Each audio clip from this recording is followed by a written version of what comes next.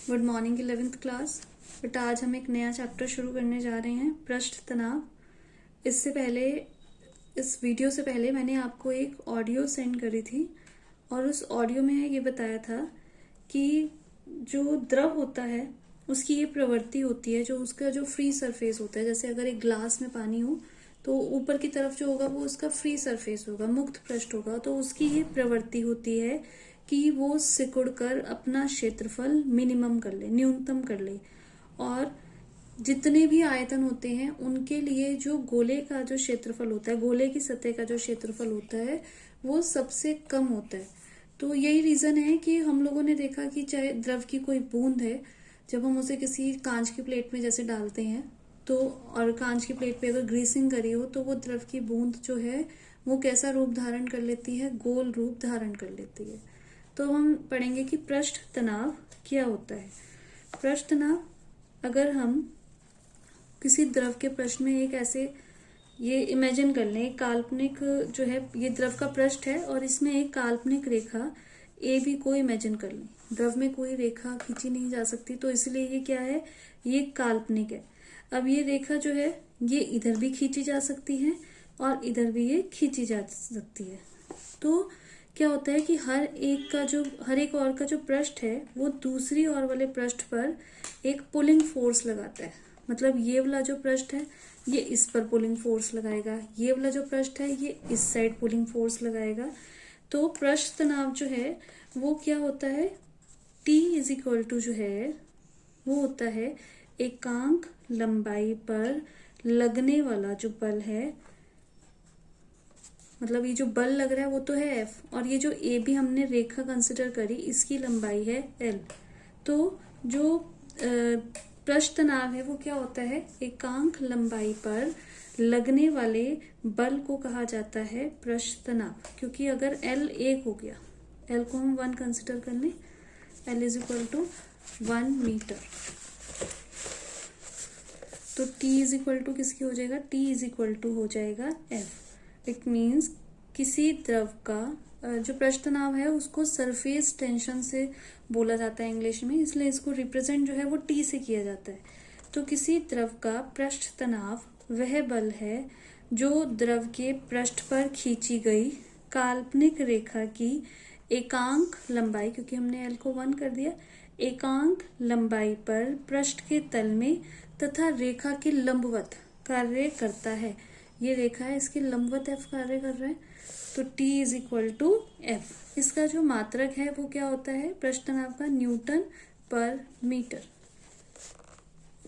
और इसकी जो विमा है वो होती है MT-2, MT-2। पृष्ठ तनाव का जो मान है वो डिपेंड करता है द्रव की प्रकृति, कि ये जो हमने लिक्विड लिया वो कैसा लिक्विड है, उसका टेम्परेचर कैसा है, और उस माध्यम पर भी निर्भर करता है जो द्रव पृष्ठ के दूसरी ओर होता है। सपोज दूसरी ओर साबुन है, उस पर डिपेंड करेगा। और जैसे जैसे हम टेम्परेचर बढ़ाते हैं वैसे वैसे पृष्ठ तनाव जो है वो घटता है। पृष्ठ तनाव जो है T जो है व्युत्क्रमानुपाती होता है टेम्परेचर के। टेम्परेचर बढ़ाया तो पृष्ठ तनाव घट गया, और टेम्परेचर घटाया तो पृष्ठ तनाव क्या हो गया, बढ़ गया। अब इसके कई एग्जाम्पल्स आपकी बुक में दिए हुए हैं। सबसे पहले इजी एग्जाम्पल की बात करते हैं।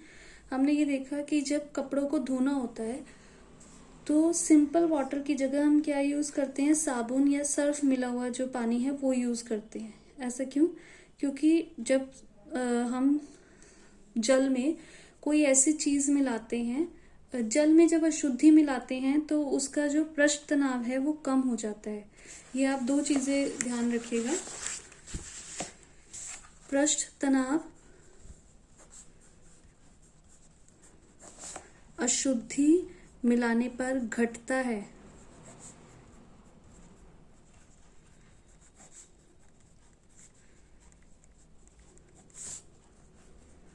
अगर अशुद्धि कैसी हो, पूरी तरीके से ना घुलने वाली हो।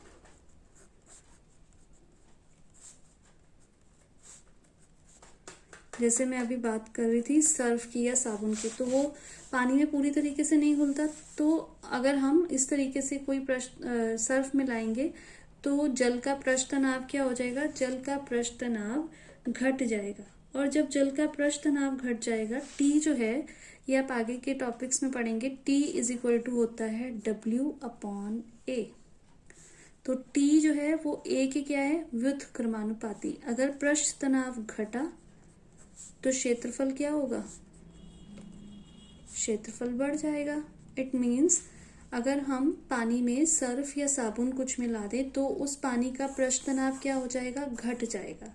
और पृष्ठ तनाव घटने से वो ज्यादा बड़े क्षेत्रफल को कवर कर पाएगा, ज्यादा कपड़ों तक वो फैल पाएगा। इसलिए कपड़ों के जो रेशियो होते हैं उन तक भी वो एंटर कर पाएगा, तो कपड़े ज्यादा अच्छे से साफ हो जाते हैं। तो इसीलिए क्या किया जाता है कि सिंपल वाटर की अपेक्षा साबुन मिला हुआ जल जो है वो कपड़ों को ज्यादा अच्छे से साफ करता है। यहाँ मैंने आपको ये कहा कि अशुद्धि मिलाने पर पृष्ठ तनाव घटता है, बट अशुद्धि कैसी हो, अगर पूरी तरह से ना घुले तो। और अगर अशुद्धि ऐसी हो जो पूरी तरीके से घुल जाए, जैसे कि नमक, तो पृष्ठ तनाव बढ़ जाता है। एक और एग्जांपल है इसका कि जो गर्म सूप होता है वो ठंडे सूप की अपेक्षा हमें ज्यादा अच्छा लगता है। तो इसका रीजन क्या है, इसका रीजन ये है क्योंकि जब जो गर्म सूप है तो टेम्परेचर बढ़ा, मैंने आपको यहाँ बताया कि टेम्परेचर बढ़ने से पृष्ठ तनाव क्या होता है, घट जाता है। और पृष्ठ तनाव घट गया तो वो एरिया बढ़ गया। इट मीन्स वो हमारे मुंह के अंदर, हमारे जीभ के अंदर ज्यादा एरिया को कवर कर लेता है। तो इसीलिए जो गर्म सूप है वो ज्यादा जीभ तक फैल पाता है, तो गर्म सूप हमें ज्यादा अच्छा लगता है। अब इसका जो मैंने आपको ससंजक और असंजक बल के बारे में बताया था। अब ससंजक बल के आधार पर हम पृष्ठ तनाव की व्याख्या करते हैं। ससंजक बल के आधार पर पृष्ठ तनाव की व्याख्या।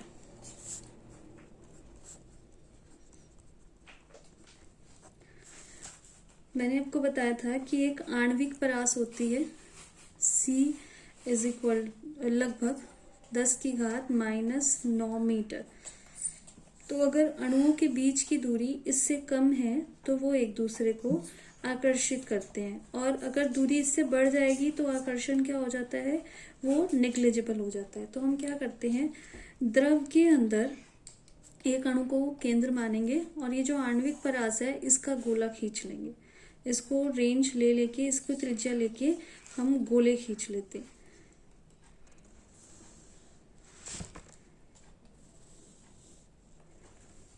चार गोले हम खींचेंगे। एक तो गोला ये अंदर, ये गोला, इसको हम नाम दे देते हैं D। ये पूरा पानी के अंदर है। ये जो है ये है द्रव का पृष्ठ। तो ये गोला पूरे अंदर, एक गोला यहाँ खींचते हैं तो ये द्रव के मुक्त पृष्ठ के बिल्कुल अंदर ही है, ये इसका सेंटर पॉइंट। एक गोला हम खींचते हैं थोड़ा सा बाहर इस तरीके से, तो इसका सेंटर पॉइंट भी अंदर, ये B गोला। और एक गोला खींचते हैं जो आधा बाहर है और आधा जो है अंदर है, ये हो गया A गोला। अब हम इन चारों गोलों की बात करते हैं। जो D वाला गोला है, ये वाला गोला, ये पूरी तरीके से क्या है, ये पूरी तरीके से द्रव के अंदर है। तो इसमें जो अणु हैं ये सारी दिशाओं में समान रूप से आकर्षित होंगे, इधर भी, इधर भी, इधर भी, इधर भी, इधर भी, इधर भी, इधर भी, क्योंकि इस पर ससंजक बल लग रहा है। तो इस पर जो नेट बल होगा, जैसे इधर लग रहा है बल, इधर भी लग रहा है, इधर लग रहा है, इधर भी लग रहा है, तो जो नेट बल होगा इस पर, वो नेट बल कितना हो जाएगा, हो जाएगा 0। परिणामी बल कितना होगा, 0। अब हम बात करते हैं गोले C की। तो ये गोला भी क्या है, ये भी द्रव में नीचे की तरफ है। तो इसमें भी इधर भी बल लगेगा, इधर भी, इधर भी, इधर भी, इधर भी, इधर भी, ये सारे बल एक दूसरे को कैंसिल आउट करेंगे। तो यहाँ पर भी जो नेट बल होगा वो क्या होगा, 0। अब हम बात करते हैं गोले बी की। ये जो गोला है ये द्रव के मुक्त पृष्ठ से नीचे की तरफ है। अब क्योंकि नीचे की तरफ है तो इसमें जो नीचे की तरफ के अणु हैं ये ज्यादा होंगे, तो ये नीचे की तरफ ज्यादा आकर्षित होंगे। तो इसमें जो परिणामी बल होगा उसकी दिशा क्या होगी, उसकी दिशा होगी नीचे की तरफ। यहाँ 0 परिणामी बल, यहाँ भी 0 परिणामी बल, इसमें जो दिशा होगी वो कहाँ होगी, नीचे की तरफ। अब अगर हम बात करें ए गोले की, तो ये आधा ऊपर है और आधा नीचे है। पर जो द्रव ऊपर तो खाली है, जो द्रव के अणु हैं वो किधर हैं, वो सिर्फ नीचे वाले आधे गोले में ही है। तो इसमें भी जो बल लगेगा वो कहाँ लगेगा, नीचे की तरफ ही बल लगेगा। मतलब कि ये जो द्रव में जितने भी अणु हैं उन पर जो नेट बल लग रहा है वो नेट बल किधर लग रहा है, जो सारा, और द्रव है, द्रव के अणु हैं, एक ही पदार्थ के जो अणु होते हैं उनके बीच में जो कार्य करता है बल, वो कौन सा बल कार्य करता है, ससंजक बल। ये मैंने आपको बताया था। तो ससंजक बल जो कार्य करेगा वो कहाँ कार्य करेगा, सारा का सारा ससंजक बल नीचे की तरफ कार्य करेगा। अब अगर हम इस द्रव के पृष्ठ को बढ़ाएं, हमें पृष्ठ को बढ़ाना है, तो पृष्ठ को बढ़ाने के लिए क्या होगा, जो अंदर के अणु होंगे वो ऊपर की ओर उठेंगे। ऊपर की ओर उठने के लिए इन्हें क्या करना पड़ेगा, इन्हें ससंजक बल के विरुद्ध कार्य करना पड़ेगा। क्योंकि हमें कोई भी जो काम करना है वो हमें क्या करना है, हम बल के विरुद्ध ही तो काम करते हैं। अगर नीचे कोई चौक गिर जाएगा तो उस चौक को अगर मैं उठा के ऊपर रखूंगी तो क्या होगा, गुरुत्व बल के विरुद्ध कुछ कार्य करना पड़ेगा। तो यहाँ पर जो अणु है, अगर हमें इस द्रव का पृष्ठ बढ़ाना है तो बढ़ाने के लिए क्या करना पड़ेगा, यहाँ जो नीचे की तरफ ससंजक बल लग रहा है उस ससंजक बल के विरुद्ध हमें कुछ कार्य करना पड़ेगा।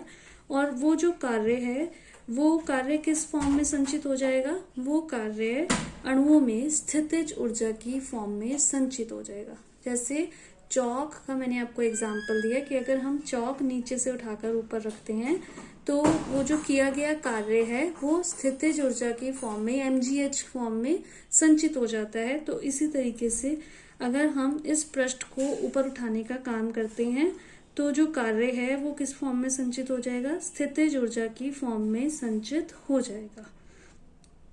और जो बैलेंस वाली अवस्था होती है, वो बैलेंस वाली अवस्था कब आती है, जब स्थितिज ऊर्जा न्यूनतम। तो क्या होगा कि द्रव क्या करेगा, अपनी स्थिति को न्यूनतम रखने का प्रयास करेगा, मतलब अपने क्षेत्रफल को न्यूनतम रखने का प्रयास करेगा ताकि वो बैलेंस में रहे। और अपने क्षेत्रफल को न्यूनतम रखने की जो प्रवृत्ति है उसको क्या कहा जाता है, उसको कहा जाता है पृष्ठ तनाव। तो ये है पृष्ठ तनाव, ससंजक बल के आधार पर पृष्ठ तनाव की व्याख्या। अब इसी के साथ एक और टॉपिक जुड़ा हुआ है, पृष्ठ ऊर्जा का टॉपिक।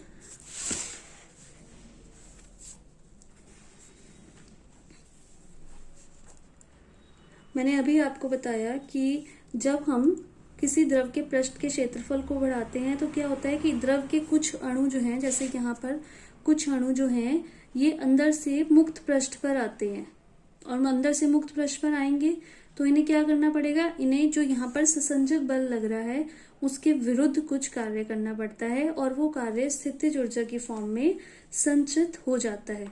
तो जब कार्य करना पड़ा, ऊर्जा स्थितिज ऊर्जा बढ़ गई, तो ये जो किया गया कार्य है, जब हम क्षेत्रफल बढ़ाएंगे तो ये क्या होता है, इस अंदर के यहाँ पर जो भी द्रव है उसमें कूलिंग हो जाती है, टेम्परेचर डाउन हो जाता है। तो क्या होता है कि बाहर से कुछ हीट इस द्रव को मिलेगी जो क्या करेगी, इस पानी के टेम्परेचर को फिर से जो इसका पहले वाला टेम्परेचर था उस पर लाने का प्रयास करती है।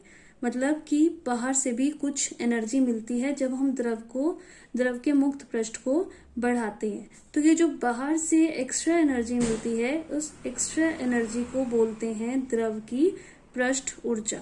इसकी डेफिनेशन क्या होगी, द्रव के मुक्त पृष्ठ के प्रति एकांक क्षेत्रफल की इस अतिरिक्त ऊर्जा को द्रव की पृष्ठ ऊर्जा कहा जाता है।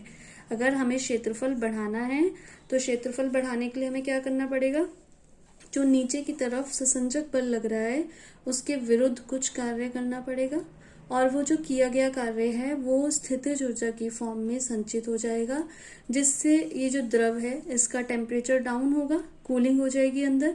तो बाहर से कुछ अणु आएंगे, बाहर से कुछ एनर्जी आएगी जो दोबारा से इस द्रव को उसी ताप पर, जो पहले वाला प्रारंभिक ताप है, उस पर लाने का प्रयास करती है।